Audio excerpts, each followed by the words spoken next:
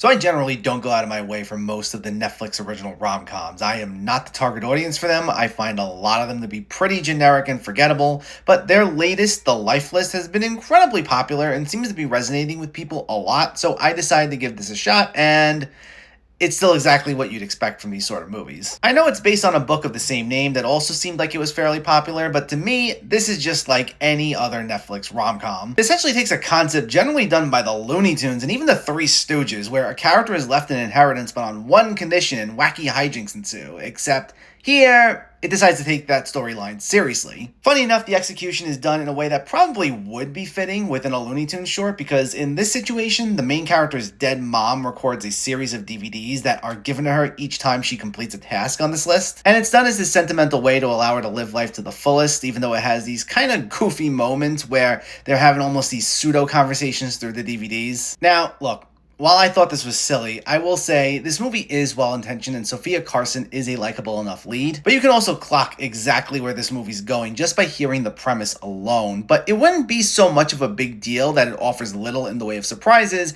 if it just wasn't so heavy-handed. The dialogue is either corny or way too on the nose, the score is schmaltzy, and it doesn't hide that it's trying to cue the audience to laugh, cry, or whatever emotion it's trying to get out of them. Plus, everything just feels way too neat and polished. The aesthetic looks like this is more out of an extended episode of a CW show rather than a movie. At 2 hours, it's also way too long, moving at a sluggish pace in some instances, with so much time dedicated to each part of this list, and characters we immediately forget the second their one or two scenes are done. So I mean, if you got something out of this, then I'm not trying to take that away. Like I said, it has positive intent, and there are some elements to appreciate here, but the execution just did not work for me at all. And this is why I generally don't bother with a lot of these Netflix rom-coms.